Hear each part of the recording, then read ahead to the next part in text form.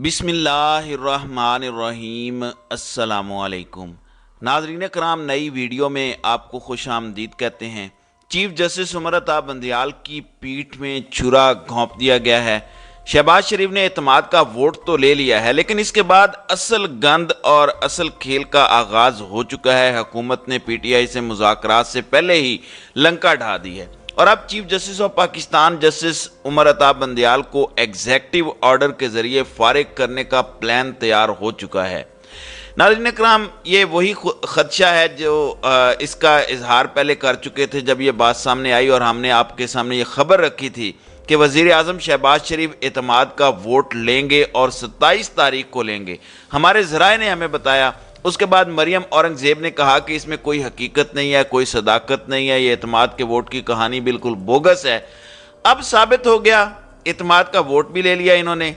इस पर तो मैं आता हूं कि एतमाद का वोट कैसे लिया, लेकिन साथ ही आपको बताया था कि एग्जेक्टिव ऑर्डर के जरिए पाकिस्तान के चीफ जस्टिस को फारिग करने का मंसूबा बनाया गया है। अब इस मंसूबे पर कैसे अमल दरामद होगा, इस पर भी आ जाते हैं। नाज़रीन कराम, सबसे पहले मैं आपके सामने कुछ डिटेल्स रखता हूं। मियां मोहम्मद नवाज शरीफ ने जो कौमी असम्बली से एतमाद का वोट लिया है, स्पीकर कौमी असम्बली राजा परवेज अशरफ का कहना है कि अगर मुफ्ती अब्दुल शकूर जिंदा होते तो एतमाद के वोट 181 होते, तहम इन्होंने 180 वोट हासिल किए हैं। एतमाद के वोट की करारदाद वजीर खारजा बिलावल भुट्टो जरदारी ने पेश की और इस मौके पर कहा कि पाकिस्तान का ऐवान आइन और जमहूरियत के साथ खड़ा है। पार्लियामेंट सुप्रीम कोर्ट के 4-3 के अक्सरियती फैसले के साथ खड़ी है। ये मतलब कि इनकी बोंगियां चेक करें।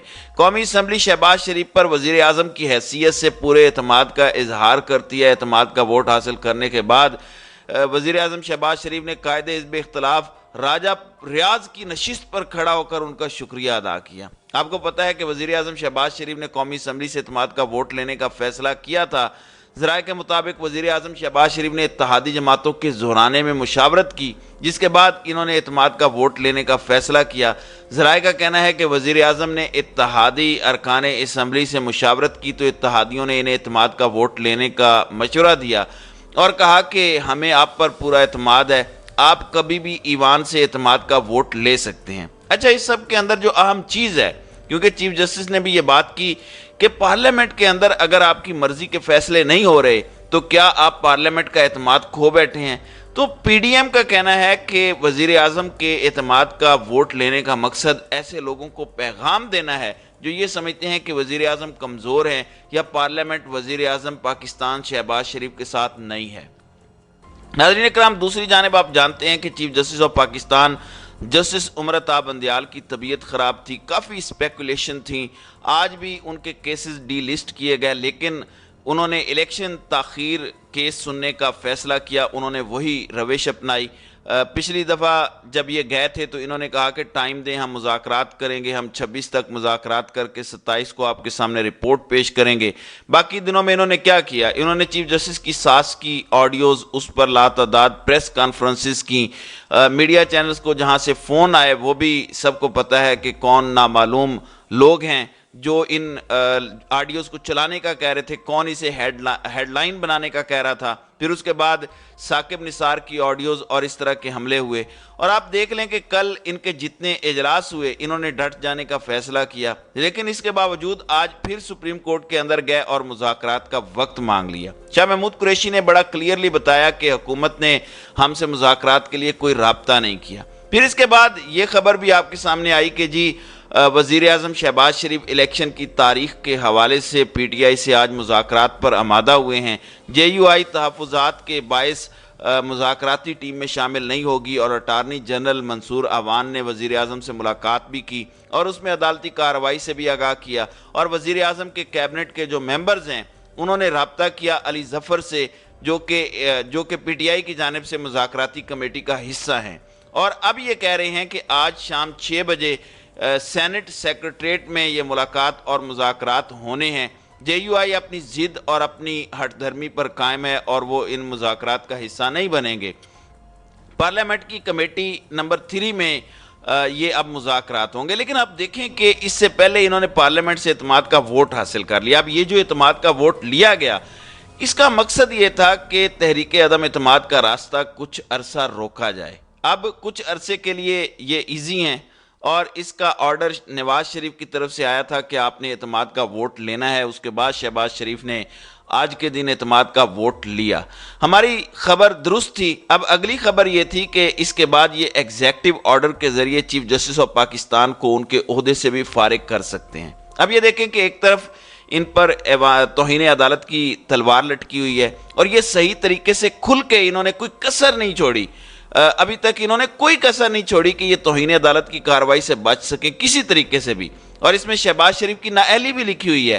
لیکن اب اعتماد کے ووٹ سے ایک تو انہوں نے یہ دکھانا تھا کہ انہیں طاقت حاصل ہو گئی ہے۔ اب کل پارلیمنٹ کے اندر کہا گیا کہ ان 3 لوگوں کو، یعنی 3 ججز کو استحقاق کمیٹی کے سامنے لایا جائے، جو 75 سالہ تاریخ میں نہیں ہوا۔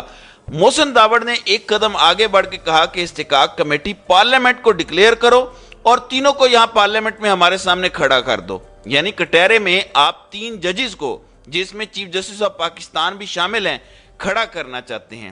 انہوں نے جسٹس سجاد والا کام کر دینا تھا، اور جسٹس سعید الزمان کی طرح 10 رکنی بینچ بیٹھ جانا تھا اور اس کا فیصلہ پریویل بھی کرنا تھا۔ چیف جسٹس کو گھر بھی جانا پڑنا تھا۔ لیکن سپریم کورٹ کی اکثریت چونکہ اس وقت چیف جسٹس کے ساتھ ہے، اسی لیے ان کی دال نہیں گل رہی۔ سپریم کورٹ کی اکثریت جسٹس قاضی فائز عیسیٰ گروپ کے ساتھ نہیں ہے۔ اگر یہ اکثریت ہوتی تو اب تک کچھ بڑا ہو چکا ہوتا۔ اب چیف جسٹس کو ہٹانے کا ان کے پاس کوئی راستہ نہیں تھا، لیکن آپ دیکھ لیں عرفان قادر کو، یہ وزیر اعظم کے معاون خصوصی ہیں، کافی بدتمیز قسم کی گفتگو کرتے ہیں، اٹارنی جنرل بھی رہے ہیں۔ نواز شریف اور نون لیگ اور پی ایم ایل این کی گورنمنٹ کے اندر ان کا بڑا اہم رول رہا ہے۔ ان کے یہ قریبی بھی ہیں، کبھی کوئی کیس لڑنا ہو تو عہدہ چھوڑ کے کیس لڑنے پر یہ آمادہ ہو جاتے ہیں۔ اب یہ کہتے ہیں کہ ایک ایگزیکٹو آرڈر جاری ہو سکتا ہے، اور اس ایگزیکٹو آرڈر کے اندر chief justice of Pakistan justice Umar Ata Bandial ان کو ان کے عہدے سے ہٹانے کا حکم جاری کیا جا سکتا ہے۔ کیا یہ ایگزیکٹو آرڈر قانونی ہوگا؟ کیا ایگزیکٹو آرڈر کے ذریعے انہیں ہٹایا جا سکتا ہے؟ یہ ایک بہت بڑا سوال ہے۔ یعنی بحران بلڈ اپ کرنا اس وقت ایجنڈا نمبر 1 ہے۔ چیف جسٹس کیونکہ ڈٹ چکے ہیں، چیف جسٹس بلیک میل نہیں ہوئے، چیف جسٹس کی فیملی کی آڈیوز اور ان کی فیملی کی خواتین کے فونز کے اندر تک یہ گھس گئے، لیکن چیف جسٹس ڈٹے رہے۔ چیف جسٹس کو ہر طرح کی بریفنگز دی گئیں، ہر طرح کی درخواستیں سامنے لائی گئیں، نامعلوم کو جو ہے وہ کھل کر آنا بھی پڑا، پیچھے رہ کر بھی یہ آئے، چیف جسٹس پھر بھی نہیں ہٹا۔ چیف جسٹس نے آج بھی کہا کہ آپس میں جو کرنا ہے کر لو، ہم نہیں کہہ رہے کہ مذاکرات کرو، کرنے ہیں تو کر لو، نہیں کرنے تو نہ کرو، ہم نے فیصلہ کر دیا اور وہ فیصلہ برقرار رہے گا، اور وہ بھی فیصلہ کسی لمحے آ سکتا ہے۔ اب عرفان قادر نے کیا کہا؟ انہوں نے کہا کہ اگر افتخار چودھری ایک ایگزیکٹو آرڈر کے ذریعے بحال ہو سکتا ہے تو موجودہ چیف جسٹس ایگزیکٹو آرڈر کے ذریعے فارغ بھی ہو سکتا ہے۔ اب یہ آپ دیکھ لیں کہ یہ کتنی امپورٹنٹ بات ہے۔ عرفان قادر ایک قانون دان ہے، اور یہ گورنمنٹ کے قانون دان ہیں، یہ اس کی بیس بنانا شروع ہو چکے ہیں کہ افتخار چودھری ایک ایگزیکٹو آرڈر کے ذریعے جو وزیر اعظم کی جانب سے آیا تھا اس سے بحال ہو جاتا ہے، تو اگر ایک وزیر اعظم کے ایگزیکٹو آرڈر سے ایک چیف جسٹس بحال ہو سکتا ہے تو کیا دوسرے وزیر اعظم کے ایگزیکٹو آرڈر سے کوئی چیف جسٹس گھر نہیں جا سکتا، فارغ نہیں ہو سکتا؟ اور انہوں نے کہا کہ ہاں ایسا ہو سکتا ہے، یہ پاسیبلٹی موجود ہے۔ یعنی انہوں نے مزید آگے لڑنے کا فیصلہ کیا ہے۔ چیف جسٹس کو طلب کرنے تک کی باتیں ہو رہی تھیں، تو بلی تھیلے سے باہر آ گئی ہے۔